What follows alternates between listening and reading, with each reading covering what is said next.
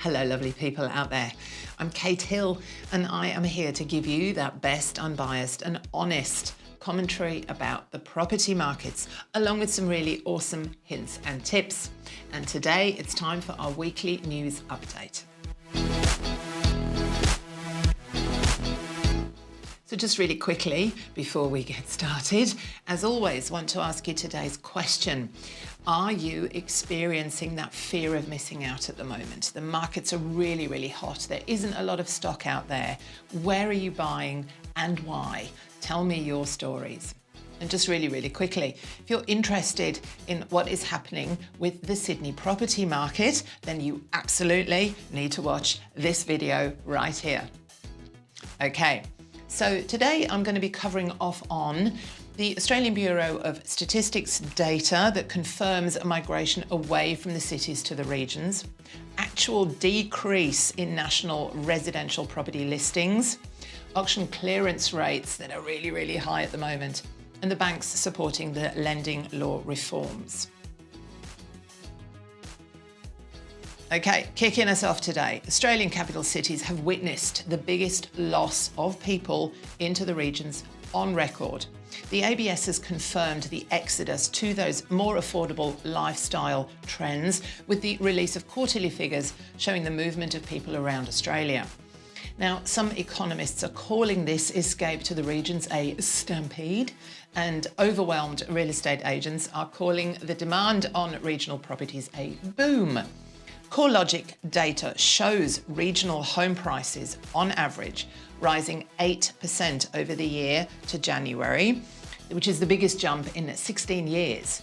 The ABS data also shows capital cities saw their biggest quarterly loss of people from internal migration on record, with 11,247 people leaving capital cities and moving to regional areas. Sydney had a net loss of 4,700 people to the rest of the state, building on the 3,700 from the previous quarter.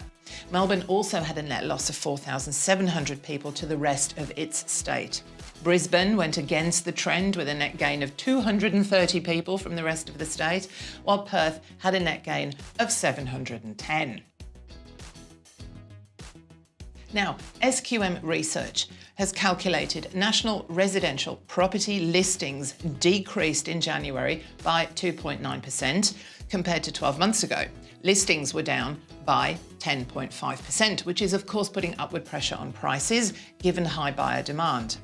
Now, you may have read an article recently where a journalist was suggesting that the listing numbers weren't down at all. It was simply buyer demand that was up. Now, this is just not so. It's not true. Listing numbers are down and buyer demand is up. All capital cities experienced seasonal decreases in property listings over the month, except for Perth. The largest decrease was 4.7% in Melbourne. Year-on-year listings also show larger declines for most capital cities. Nationally, new listings decreased by 24% over the course of January, with 16,234 fewer properties on the market. This is just fact. The month of January traditionally records falls in properties listed for sale as the market is still in holiday mode.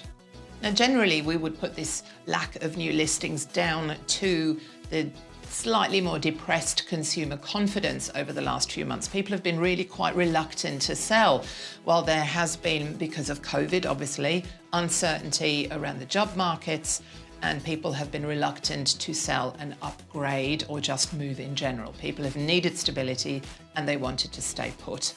Now, we are seeing those trends just start to turn. More people are more confident about listing their properties for sale, and agents are reporting an increase in inquiries on that basis. More signs are pointing to higher prices across Australia's super tight housing market this year as that stampede to snap up properties continues. CoreLogic auctions data released on Monday just now shows a preliminary clearance rate overall of 86% across the combined capital cities.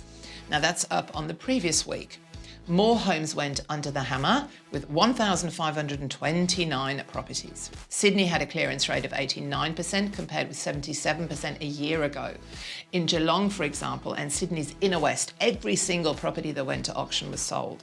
Other really strong sub-regions included New South Wales' Central Coast and Sydney's Northern Beaches. Melbourne's auction clearance rate stands at 87%. Across those smaller markets where auctions are not the preferred method of sale, hence I don't like reporting them that much, Canberra returned the highest preliminary clearance rate of 91%, followed by Adelaide at 89, Perth at 42 and Brisbane at 62. But please do take those figures of those smaller markets with a grain of salt, because those property markets are just as active, if not more so.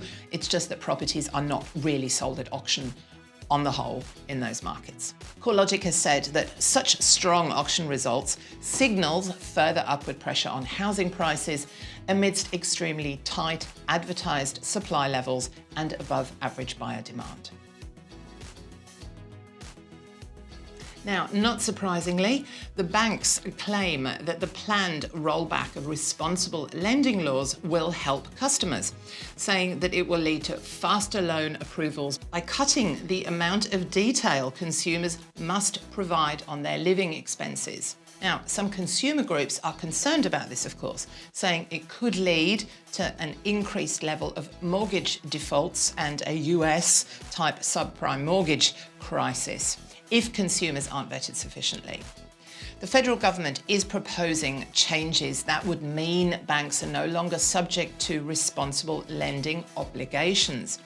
It says it will make it faster for consumers to access credit, while borrowers will still be protected through other regulations on banks and redress schemes. CommBank, Westpac, the NAB have all backed the changes, saying that they will remove barriers to credit.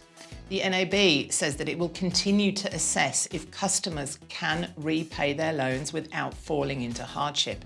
It says lending currently is being slowed down by requirements for banks to collect too much information about customers' living expenses.